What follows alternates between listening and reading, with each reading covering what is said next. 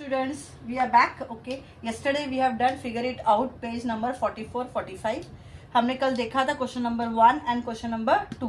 आज हम question number 3 करेंगे, पर उसके पहले आपने मुझे डेफिनेटली बताइए कि अगर कुछ भी डाउट है अब तक के figure, because this is the last figure out which we are doing till now. If you have understood तो प्लीज लाइक करिए, सब्सक्राइब करिए मेरे चैनल को और बेल आइकन को डेफिनेटली ऑन रखना. चलो स्टार्ट करेंगे क्वेश्चन नंबर 3 से. उन्होंने कहा है क्वेश्चन नंबर 3 में write the given number as a product of 2 और more powers in 3 different veg.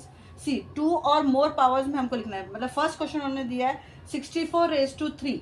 ना इसको आपको वे 1, वे 2 एंड वे 3 तीन वे में आपको लिखना है इसको, सेम पावर को. Okay, so the same product जो सेम है 64 raise to 3, this is one way. Okay, now you have to write in the power of 2 और मोर पावर्स. तो कैसे लिखो, क्या सोच के क्या नंबर आएगा कि मुझे सेम आंसर, मतलब 64 इंटू 64 इंटू 64 जो आंसर आएगा सेम यहाँ पे भी मैं लिखूंगी तो वही आंसर आना चाहिए. तो उसके लिए फर्स्ट वी शुड नो 64 में which are the prime factors. How we find out prime factors? By doing a prime factorisation of 64. Let's do the prime factorization. This too we know it very well. 2 3s are 6, 2 2s are 4, 2 1s are 2, 2 6s are 12, 2 8s are 16, 2 4s are 8, 2 2s are 4 and 2 1s are 2. Now how many 2s are there? Can you just see? 1 2 3 4 5 6. 6 2s are there. So what is the way of writing it? Can I write it like this? 2 raised to 6 raised to 3. See how it will be.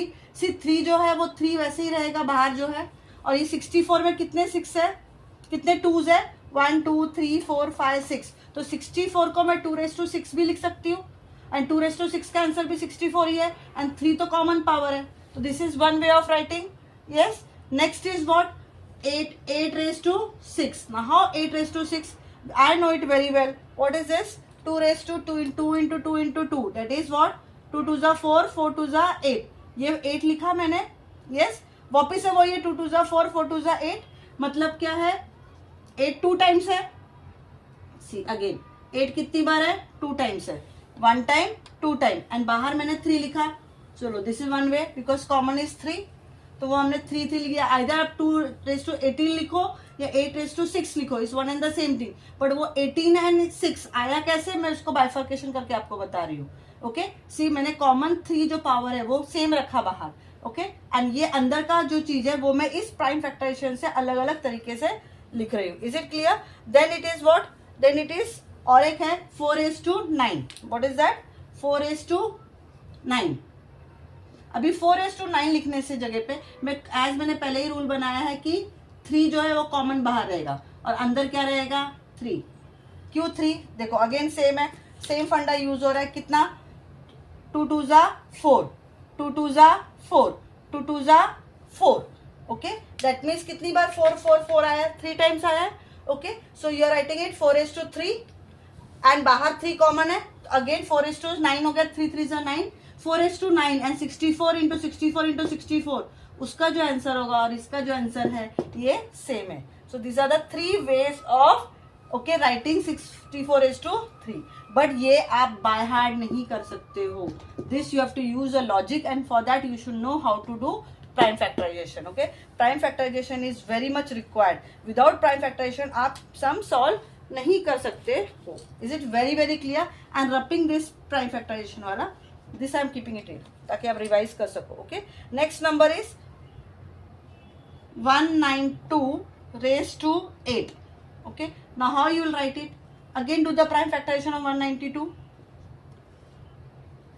2 9s are 18, 2 6s are 12, 2 4s are 8, 8s are 16, 2 2s are 4s are, 2 1s are 2s are, 2 6s are 2 3s are 3 1s are. Okay, now कैसे लिखोगे आप बताओ. इसको अलग अलग तरीके से सोचो.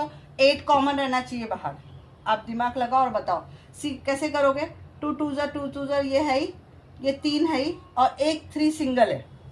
एक 3 सिंगल है आपका. Okay, this is 192 raised to 8 है. ओके, तो कैसे करोगे?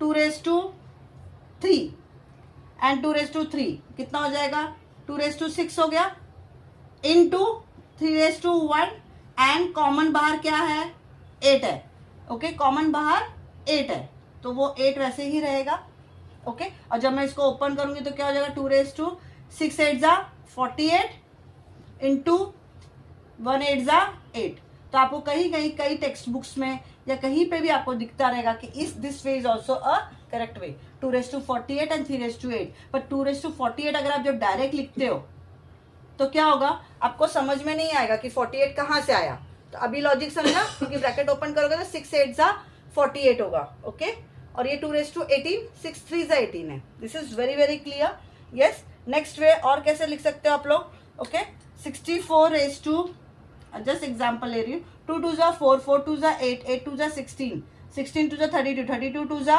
64 ओके तो अगर ये मैंने 64^8 लिखा बाहर 8 कॉमन है एंड 3^8 वो 8 कॉमन है अब ये 64 आया कैसे अगेन देखो इधर है 2 2 जा 4 4 2 जा 8 8 2 जा 16 16 2 जा 32 32 2 जा 64 ओके सो ये कितना हुआ 2^1 2 3 4 5 6 2^6 हो गया वापिस से सेम है ये 6 ओके एंड इंटू 3^1 ब्रैकेट में बाहर 8 है तो 6 8 जा 48 हो गया और 2^6 इज नथिंग बट 60 ये अभी 64 डायरेक्टली लिखा उन्होंने अदरवाइज 2^6 इज सेम 2 2 जा 4 सेम आएगा 64 is it clear so they are the various ways 3 ways पूछे okay do it one more एक 16 कर लो 2 2 जा 4 4 2 जा 8 8 2 जा 16 यहाँ पे स्टॉप कर दो 1 2 3 4 1 2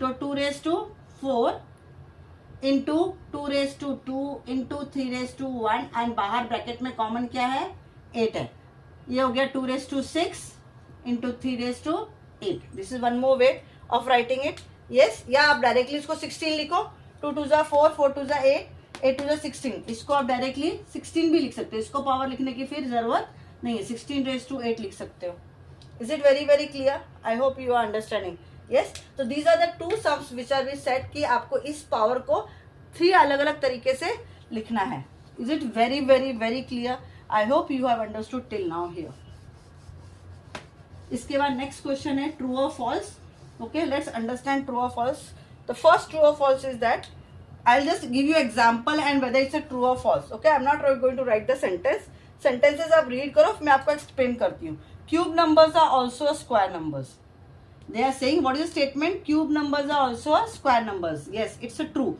why cube numbers are always also a square numbers see take any example for example 64 को हम कैसे लिखेंगे 4 4 जा 16 16 4 जा 64 4^3 हो गया 4^3 को कैसे लिखोगे आप 8^2 सी आप 64 का अलग अलग तरीके लिखने के 4^3 भी लिख सकते हो 8^2 भी लिख सकते हो क्योंकि 8 8 जा 64 होता है so what they are saying cube numbers are also a square numbers yes अगर क्यूब नंबर में भी अगर 64 आ रहा है स्क्वायर नंबर में भी मुझे सेम आंसर आ रहा है that means cube numbers are also both मतलब these are both cube as well as square okay but 8 is equal to 2^3 होता है 8 is equal to 2^3 this is not a square number this is not a square number is it clear so number must be both square and cube that is a 6th power uske baad hi to satisfy both not all cubes are the 6th power is it very very clear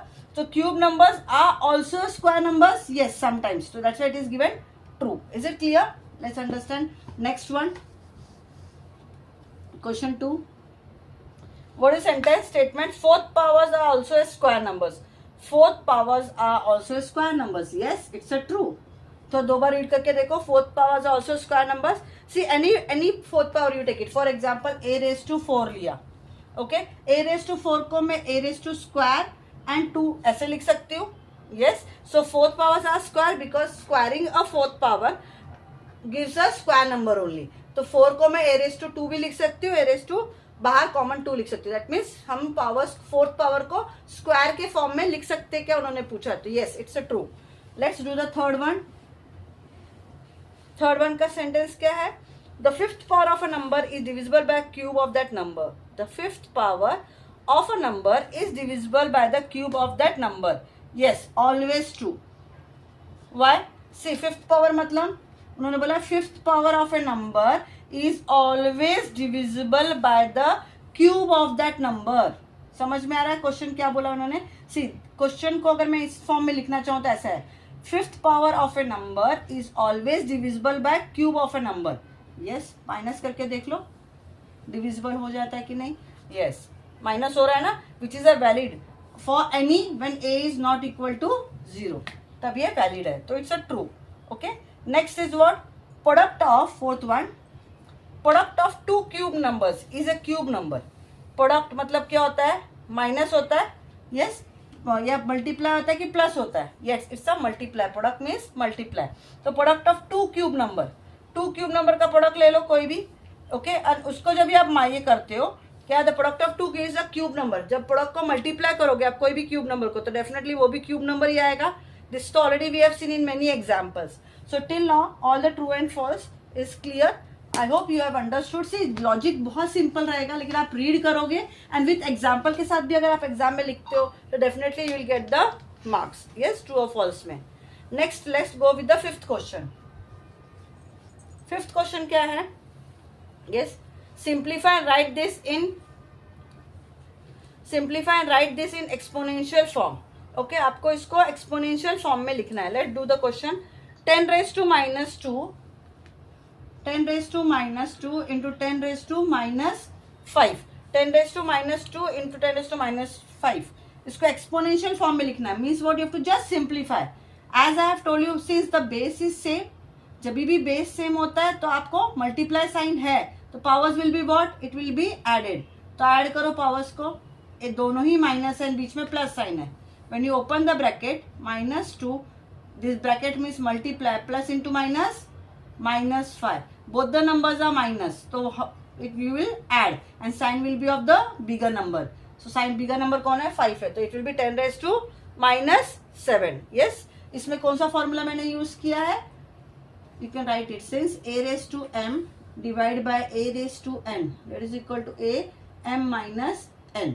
Okay, divide नहीं है, sorry, इधर multiply है, तो ए race multiply करने के time पे हम powers add करते. This was a law, exponential law, if you remember, हमने बेस में किया था तभी. Okay, now next one, this is the first one, fifth question का. Now do the second one. What is second one? 5 raised to 7 divide by 5 raised to 4. 5 raised to 7 divide by 5 raised to 4. Since a divide sign है तो power will be minus. Yes, now you know it very well. Yes, very simple. Let's do the third one. 9 raised to -7 divided by 9 raised to 4. Again division है, what we will do? We will do minus. Okay, both the numbers are minus, तो क्या होगा? when minus and minus plus हो जाएगा. Add करो 8, 9, 10, 11 and sign will be of the bigger number, that is minus. Okay, is it very clear? Yes, and last the fourth one is 13 raised to -3. ये मैंने last time भी आपको सिखाया था. Bracket का मतलब होता है मल्टीप्लाई, सो पावर्स मल्टीप्लाई हो जाएगा. That is equal to 13 is minus into minus plus 2 3 6, that is 13 raised to 6. Is it clear? And the fifth one, what is the fifth one? m raised to 5, n raised to 12, mn 9. तो कैसे solve करोगे? Open the bracket. m raised to 5 n raised to 12 into m raised to 9 into n raised to 9. Yes, now can you see the same numbers? mn का m and m is same, so अगर इधर m base same है तो powers क्या करोगे? Add करोगे. 5 + 9 हो जाएगा into n, पावर्स ऐड करो 12 + 9. किसके पावर्स आप ऐड करोगे? जिसका बेस सेम है. n का बेस सेम है तो n वाले पावर्स लोगे साथ में. You cannot do mn साथ में. 14 into n raised to 10, 11, 21. Is it clear? Yes. तो फिर आंसर आएगा m14 into n raised to 21. Yes, understood very well. I hope you have understood. Okay. Okay, let's do the sixth one. Okay, sixth one समझने के लिए, okay let's do it. 12 raised to 2. What is the question? 12 raised to 2 is equal to 144. Okay, तो कैसे लिखना है इसका ये already given है, this is given. 10 raised to 2 is equal to 141. What is 1.2 raised to square? तो कैसे करोगे ये? 1.2 मतलब क्या हो गया? 12/10 हो गया, कॉमन हो गया 2. This we know it very well. And 12 का square we know it, how much it is? 144. एंड 10 का square is how much? 100. And that is equal to 1.44. Is it clear? Next is what? 0.12 का square. Again same, 12 upon कितने के बाद decimal है? 1 2. तो how many zeros will come? 2 zeros raise to square. Okay, so we know 12 का square is 144 and 100 का square में कितना आएगा? और एक 2 जीरो आ जाएंगे, तो 144. 1 2 3 4, 1 2 3 4 and then you will put the decimal. Yes, next is what? 0.12 square हो गया. फिर 0.012 square. Okay, again 12 upon 1 2 3, 1 2 3 raise to square, that is equal to 144 upon 1 2 3 4 5 6. 144, 1 2 3 4 5 6 के बाद डेसिमल डालोगे एंड 0. बहुत सिंपल बेसिक्स है. Let's revise it. Okay, and next last one is 120 square. 120 square का कैसे करोगे? सिंपल है, आप लोग सॉल्व करो. 120 means 12 into 10 raised to square. Okay, and we know 12 का square is 144 into 10 का square is 100. Okay, that is how much it will? 14400. These are very simple basics, but yes, be very careful with the decimal part because दिखने में जितना simple दिखता है लेकिन उतना ही silly mistakes होने के chances is very very high. I hope you have understood till question number 6. तो आज हमने question number 3, question number 4, question number 5 and question number 6 solve किया है. I hope you have understood till here. Okay, तो अगर समझ में आया तो डेफिनेटली लाइक करिए, सब्सक्राइब करिए एंड बेल आइकन को ऑन रखना. यस, एंड कुछ भी डाउट रहा तो कमेंट जरूर करना. Thank you.